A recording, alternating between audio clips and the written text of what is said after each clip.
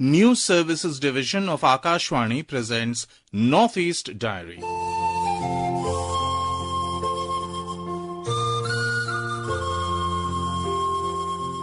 Hello, good evening. Welcome to this edition of Northeast Diary. As we explore the northeastern part of India, it gets intriguing to know about it in each episode. So, let me tell you about the excitement in today's episode. In this episode, we have a special interview with Biswajit Mehti, State Consultant for Capacity Building and Monitoring at UNICEF in Assam, where he discusses UNICEF's role in the cleanliness drive in Assam. We will also reflect on the vibrant squash festival that recently took place in Manipur. But first, let's head to Aizawl, Mizoram, where a group of young volunteers under the banner of Aizawl Garbo is working hard to improve waste management in the city. Here is our correspondent Irene with more details. Launched in February 2024, Aizawl Garbo is a pioneering door-to-door garbage collecting agency dedicated to transforming waste management in Aizawl city. With a passionate team of 8 motivated youth and students, Aizawl Garbo not only provides essential waste collection services but also meaningful employment opportunities, contributing to sound income generation within the community. Speaking to Akashvani, Seelal Muankima, founder of Aizawl Garbo, said that their service is covering almost all parts of Aizawl city.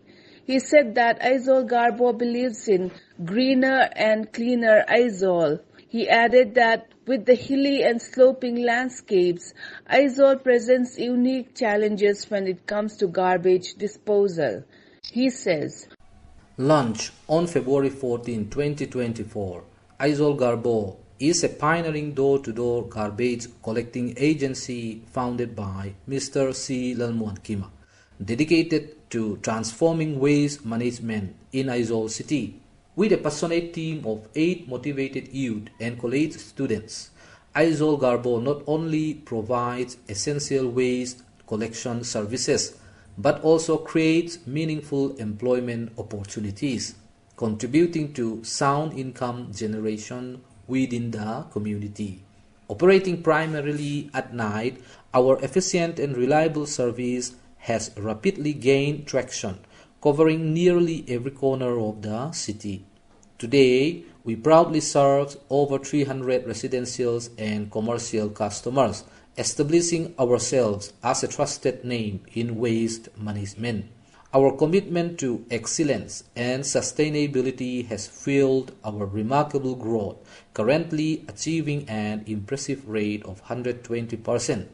At Aizawl Garbo, we believe in a cleaner, greener future for Aizawl, and we are excited to continue expanding our services to meet the needs of our vibrant community. In a city where time is of the essence and convenience is key, Aizawl Garbo has been serving the community for the past 7 months with dedication and commitment. As we all know, Aizawl's hilly and sloping landscapes presents a unique challenge when it comes to garbage disposal. Traditional method of waiting for the sanitation truck to arrive at different times can be inconvenient and impractical for many households. Currently, the lack of a dedicated door-to-door solid waste collecting system in Aizawl city has led to various environmental and health hazards in our city. Improper disposal of waste not only pollutes our surroundings but also poses a threat to public health. Imagine a service that comes directly to your doorsteps, regardless of the terrain or the time of day.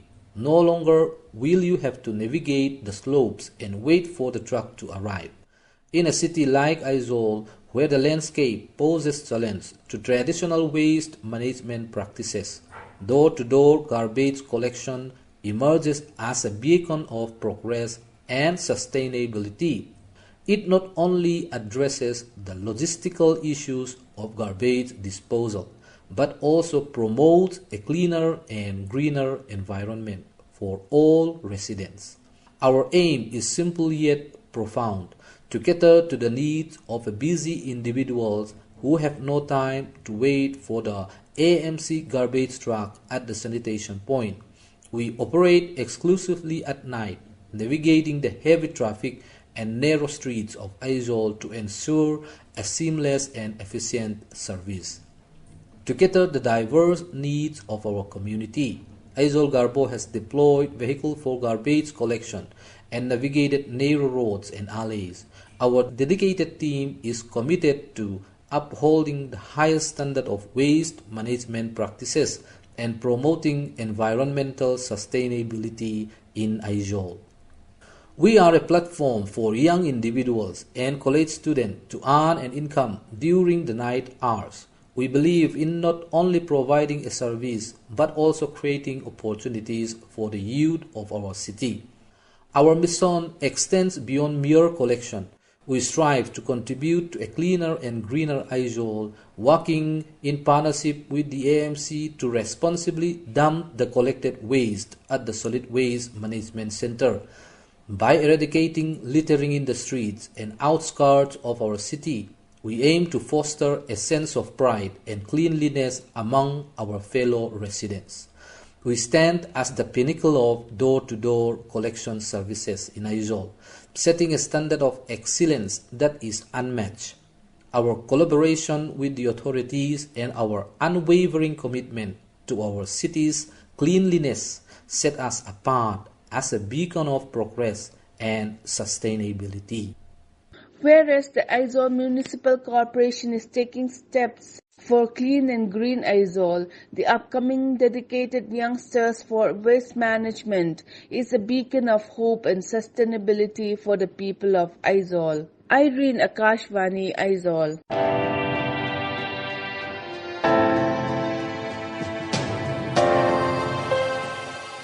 In Manipur, each community celebrates its unique festivals throughout the year, many of which highlight specific fruits and vegetables to support local farmers. Some notable festivals include the Kachai Lemon Festival, Orange Festival, and Sirarkhong Chili Festival. Recently, the Squash or Chayote Festival took place from September 25th to 27th in the Ukhrul district. Our Imphal correspondent JJ Thokcham brings us a report on this 3-day celebration.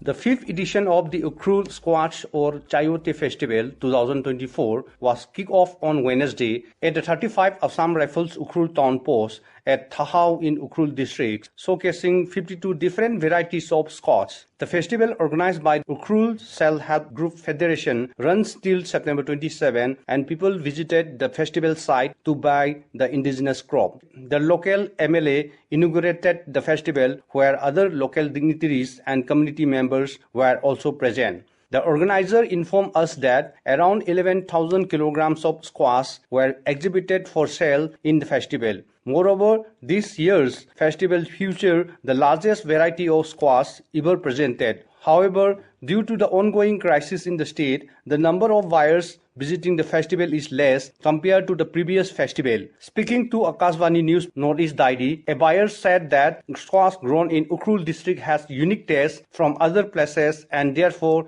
it is known as green gold. He said, "My name is Victor and I'm coming to the festival to buy different varieties of squash. This indigenous crop has nutrients which are good for health and enhance dietary diversity. Moreover, it is one of the vital contributors to our local economy, and the crops have potential to boost economic development in the district. It has also come to know that the self-help group also started producing squash juice and chips, which will soon be available in the market. The initiative will diversify the local economy and encourage farmers to explore new avenues for their produce."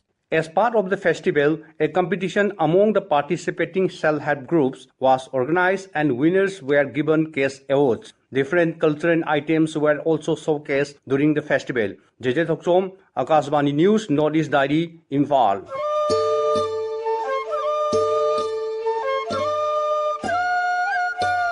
In our Personality of the Week segment, we bring an interview with Biswajit Mehti, State Consultant for Capacity Building and Monitoring at UNICEF in Assam.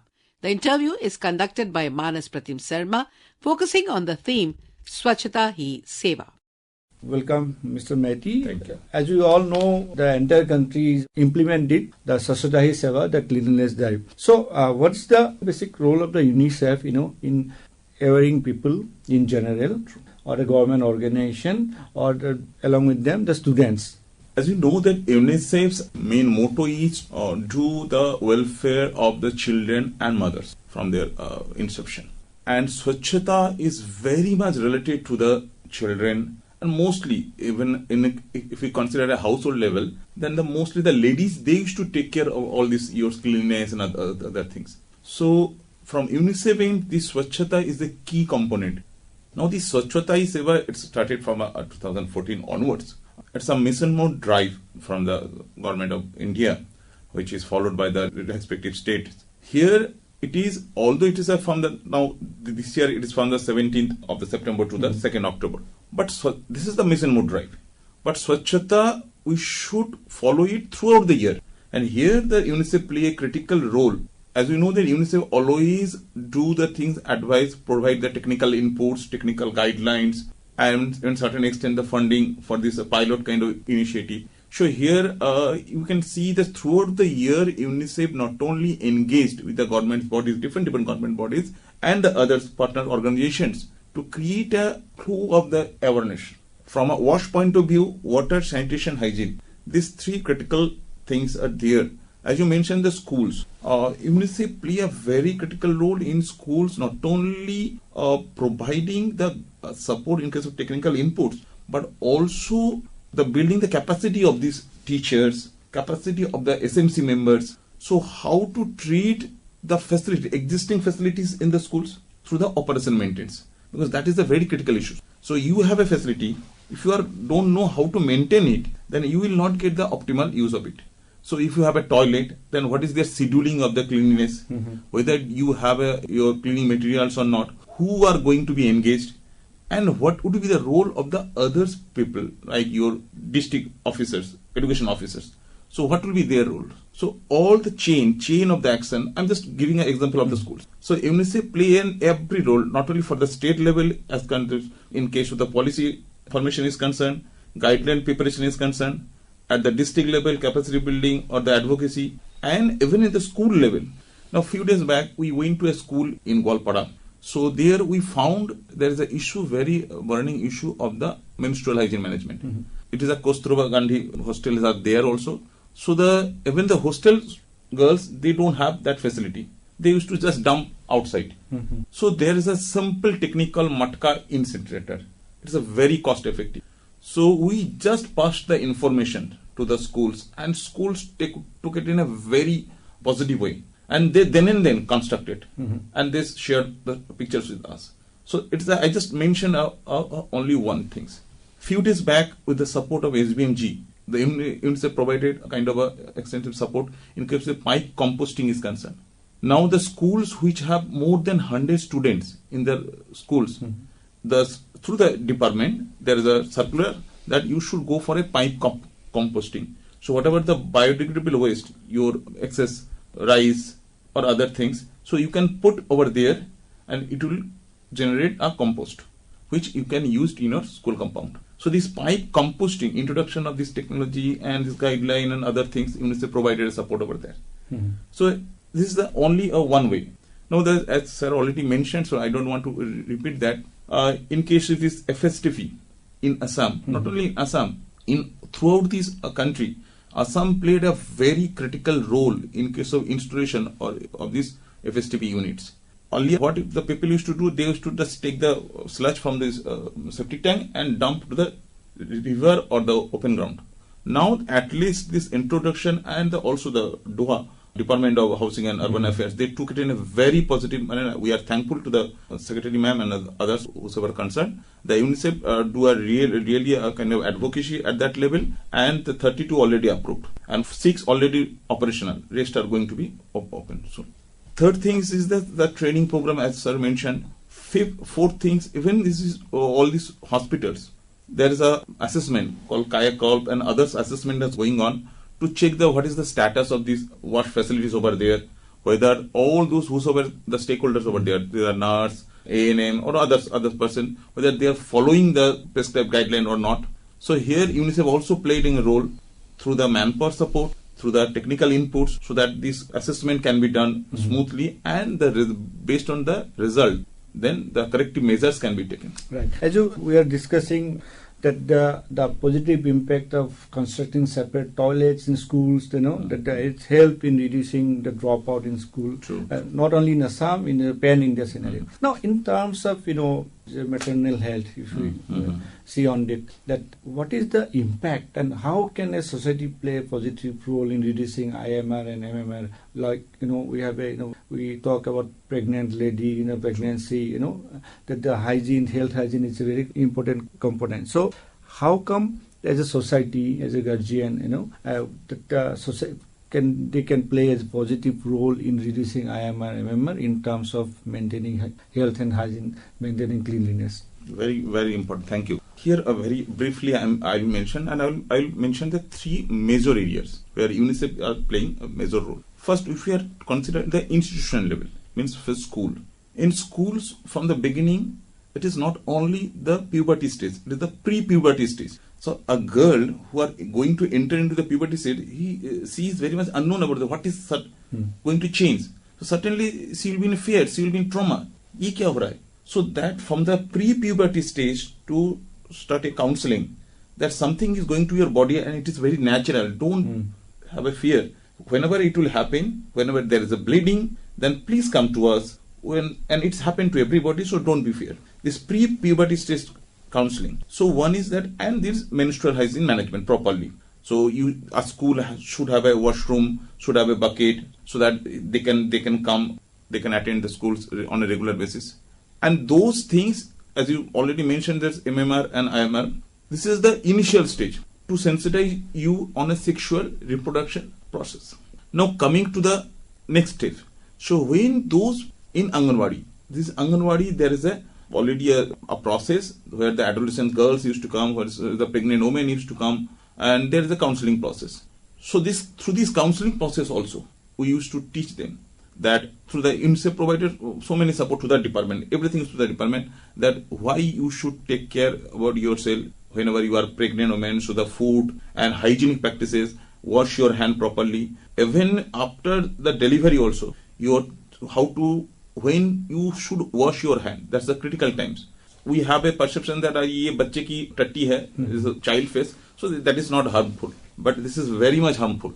So how you have to manage it, and you have to collect it and it will dump to not in the outside simply. You have to put it in your septic tank or your pan or something in your toilet. So this learning that before delivery, when you are pregnant woman, so what steps you have to take in from your fooding, from your hygienic practices, personal and environmental. Second, after delivery also, what should you do with your child? And third things is the institution, there is a PHC, primary health center or the health center. So in health center, whenever you are visiting a health center, what should be the minimum facility available so that a patient should access it? There should be ramp, there should be a certain commode system. So those very, very critical but small teeny things, UNICEF's role is over here to intervene, to guide the department or the government institutions, bring other partners, expert agency, conduct a kind of workshops, information sharing, brainstorming session. Those are the critical areas. And to a certain extent, definitely we were able to achieve it.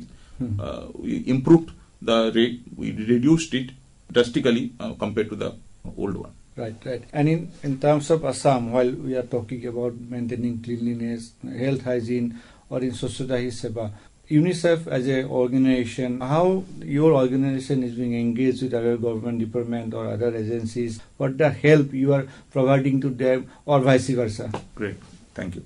UNICEF's role mostly UNICEF used to do with the government. So whatever the existing UNICEF mostly role is that one is support to the formulation of the policy, sometime kind of a pilot work to show that whether it is effective or not. Then government used to take it in a larger scale. And to do that, to support this government program, existing government program, UNICEF sometimes brings various implementing partners to support this. Like for example, in 4 flood affected areas like Lakhimpur, Majuli, Bishwanath and Dhemaji, UNICEF engaged an implementing partner called RVC, who is supporting the government in case of this mitigation, the awareness of this flood affected area, what could be the climate resilient structures, and after flood, what should be the intervention planning, and those things are going on. So UNICEF mostly provided support to the government department and tried to through a convergence basis. Because most of the cases, what happens is the practical things. We are doing the things, the government departments are doing the things, but there is no connections. Yes. So the repetitive things are there, or the waste of your things are there. So UNICEF tried to bring those things in a single platform, so that a mutual use or the symbiotic use of facilities can be done.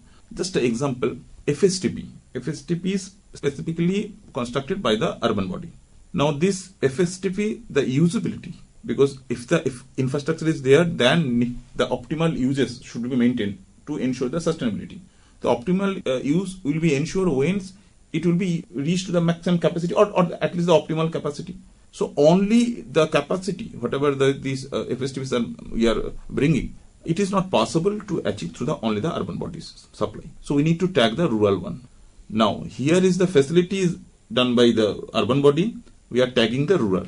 In vice versa, the plastic waste management unit, it is made by the SBMG, the rural body. If we can tag it with whatever the waste is generated in the urban body, and they can process it, they can take the advantage of the same facility. Now the construction is made by the rural body, it can be used by the urban body. This kind of support. So rather than creating duplications, if we can ensure the symbiotic use, and the UNICEF is playing the role over there to bring the platforms and also to help in this kind of a MOU, develop a MOU, so that there should be a written document. So what will be the role and responsibility of the individual department or the stakeholders? So clarity should be there. So those things in case of bringing UNICEF is doing. And in case of vice versa, we are really thankful to all the departments in Assam. They are extensively supporting UNICEF in this regard. They are seeking the advice time to time. What could be the process, what could be the next steps, and we are thankful for their endeavor. Right. And finally, as we are talking about the awareness part, the awareness is one of the key component of any project, any policies, any schemes to get it done, to get out the best result. UNICEF, for last couple of years, I am also personally glad to be engaged with UNICEF. You have a great initiative, that the Radio for Child, where the government, Akashvani, and the private FM channels have been brought together and to disseminate information. Now, keeping that mind, and that the awareness part, particularly health hygiene, child health, mother health, how do you see the awareness level in general in Assam, and what's your future planning to reach out for a betterment of the society, to boost the health indicators in the state? Very good. One important thing, as you already mentioned, the radio is a very effective medium. Before coming to this video, the audio is the only one. Its reach is mostly because of it's cost effective and easily available on those days. And even suppose when it does not require a kind of a huge support, like your electricity and other things. So the acceptance level for this audio system is very much. So as you mentioned, the UNICEF already collaborated to disseminate the information. And unlike your video, the audio, you can go to the vernacular subject also, different your local language, so that ultimately the message should reach to the target audience. So that is one of the medium. Apart from that, UNICEF also advised the government bodies, for example, SBMG. So we always advise that there should be effective communication material. In those cases, UNICEF supported in case of designing those materials in soft copies. I think, for example, there is I think booklet, sir, you have already shared that. Yeah.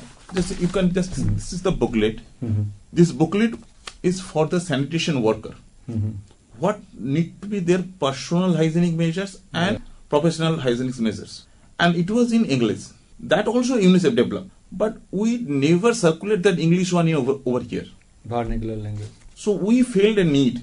Then it will be, all the effort will be in vain. So UNICEF provided a support, and SFA lead it. I'm really thankful to sir to take it and effectively, and already done. Only we have confirmed. And then now we're going to circulate it. So once, and even I have a faith that even in Assam also, like Kachar, it's a mostly Bengali dominated area.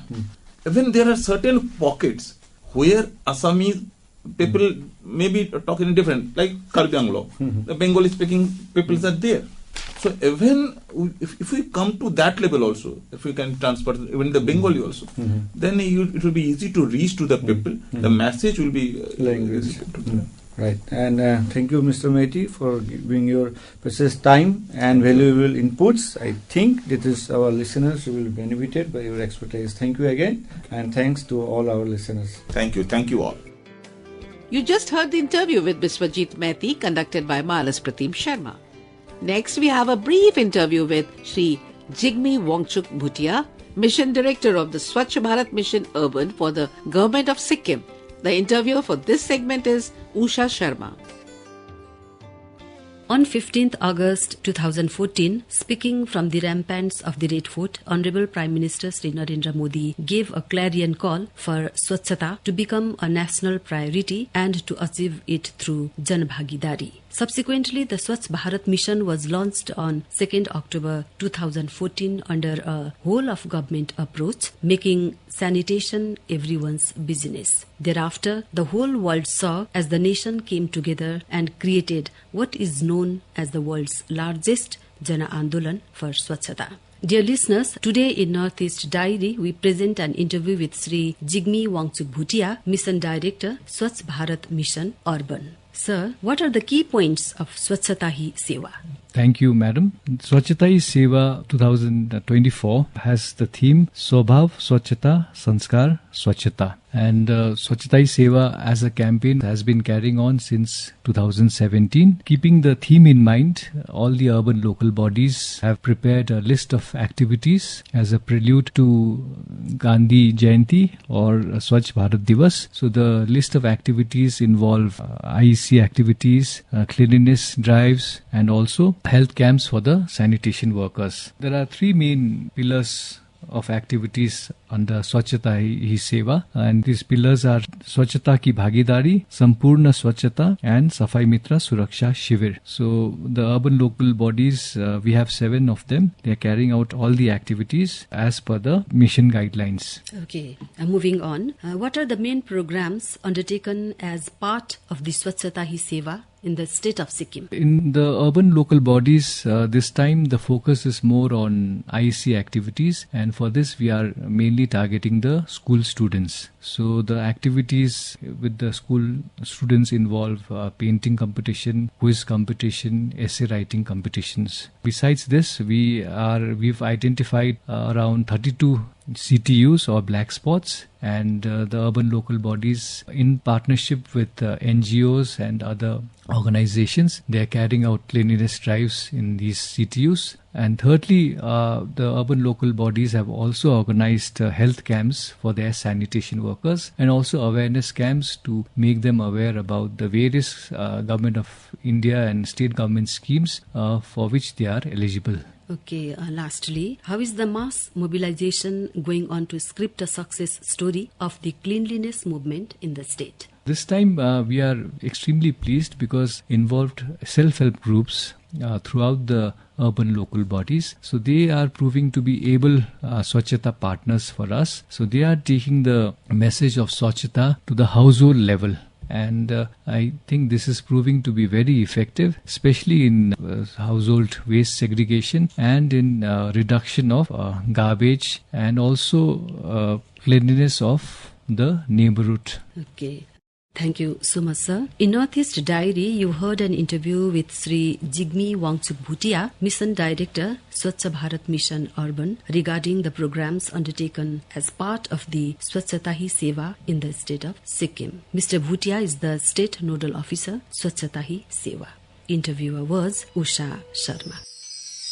So folks, with that we come to the end of this edition of Northeast Diary. Do join us next week to hear more stories from this enchanting part of India. Till then, bye-bye.